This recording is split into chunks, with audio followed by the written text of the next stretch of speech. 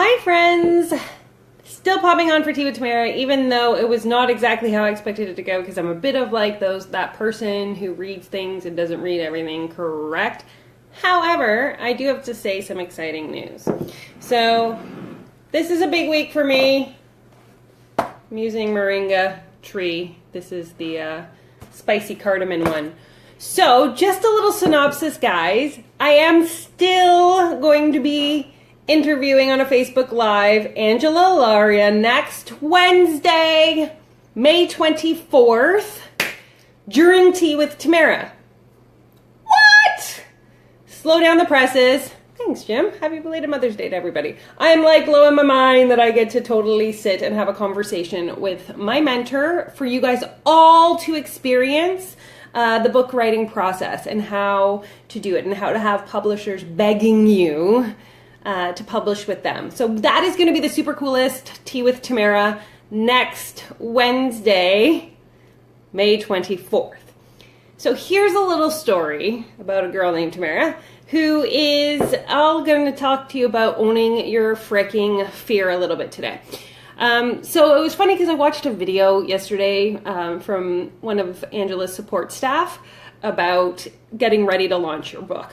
And one of the things that came up was the fact that you are going to resist the F out of this process of like launching your book of something. Like I haven't been even able to physically say to the world, I'm an author. Why am I having such a hard time declaring to the world, hey, I wrote a book and I am now an author? Like for some reason, by not declaring it, I could still give myself excuse, pause, and reason to not live into my fullest of potentials. Very weird, right? Because on Thursday at 4 p.m. Eastern Time, you can find the link in my Facebook page. You can go to theauthorincubatorlive.com and watch 13 of us do these interviews telling you what the process of writing a book is like. Crazy. Blowing my mind. But in the video he said, you're going to not want to, like I wanted to hibernate for the last 2 weeks. I wanted to stick my head in the sand and not live or talk or believe that I could do the things that I'm capable of doing, because we allow fear to dictate to us what is our mood, motive, motivation, steps, process, all these things. And today I'm putting the slam down on that, because fear is only here as a driving force to dictate what we should be doing, because generally speaking, on the other side of fear is something so magical and so spectacular and so outstanding that you just kind of have to take your machete and cut the shit out of it, right? Because the fear to me is something that only last year I would have let change my plans, my life, my decisions, and in only a short period of time, once you realize you need to take fear by the balls and tell it what to do for you, you can have so many of your dreams come true.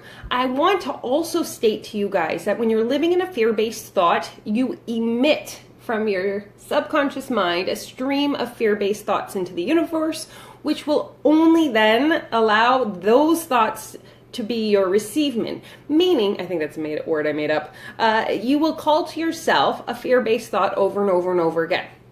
Right? So like if you play on your playback, I don't deserve this greatness. I don't deserve to be considered an author. I don't deserve the love of my life. I don't, you know what I mean? This always happens to me. I never get success. I never have this or never. That's what you're going to call to yourself. So today I'm going to ask that you cut all cords between yourself and any fear-based thoughts, and you allow yourself to fly. You allow yourself to have everything that you're meant to have.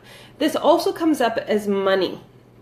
Right? So we all have this fear, like this loop about money that we don't really know that we have. So right now in your mind, I want you guys to all ask yourself, what is my first money memory? Just take a second here. What is your first money memory? Let it play back. Let it play back. Think about it, think about it, think about it.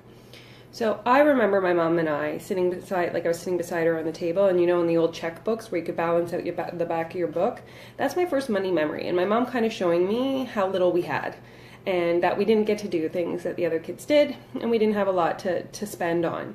So when I realized that that money memory was the same fear-based thought that I was playing out in my head years later, it was like one of these aha moments, right? This fear of lack, like I was always going to be in a state of lack, was something that was one of the things based off of this first money memory. Because if you think about your first money memory and you think about what your problems with money are right now, they tend to like meet and make out a little bit. So we have to break that. We have to break that money memory. We have to like release it and let go. So after this particular video, I would love to see you guys do two things. One, write what your number one fear is right now, because there's nothing better than being aware of it so that you can actually think about all the things stopping you from doing right now. Like for me, I want to be on podcasts, but I'm afraid to talk to people, which is really weird because I'm an extrovert and I love to be on TV.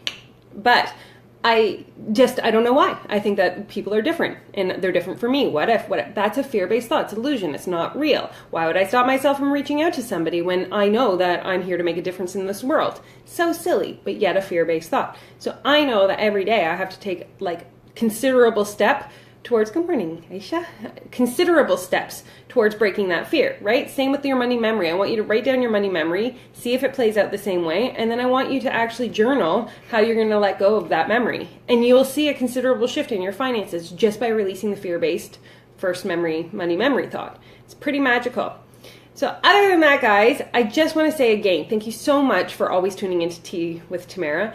This week it's about owning your fear, stepping out of your comfort zone. See that little line that says uncomfortable? Woo, jump over it. Let's do it. Let's become the people we are here on this earth to be. We're not going to live in the shadows anymore. We're going to step fully into our power and our light, and we are going to have majestic, magical, amazing, spectacular things happen to us from this day forward. So again, write your money memory, journal that out, put your fear up there, and let's cross it out and create the life that we're meant to have starting today, here in this moment, in this time. And again, please join me next Wednesday, May 24th, where I will be interviewing Angela Lauria. Angela Lauria was my mentor, and she also launching her book on Thursday as well. Blow my mind. See, here, I could be fearful. I signed up for that shit because I wanted to do it, because I'm not going to be a fear-based Tamara anymore. Bing! So I look forward to next Wednesday when I get to share that experience with you guys. It's my first time doing an actual interview question-y thing for Tea with Tamara, so it would be super spectacular if you guys could join me. Show the love. Love you guys all. If you have a book in you, don't forget to watch at 4 p.m. Eastern Time, the authorcastlelive.com, authorincubatorlive.com. I'll put it in the messaging down here. And I love you guys all. Have a super magical, fearless day.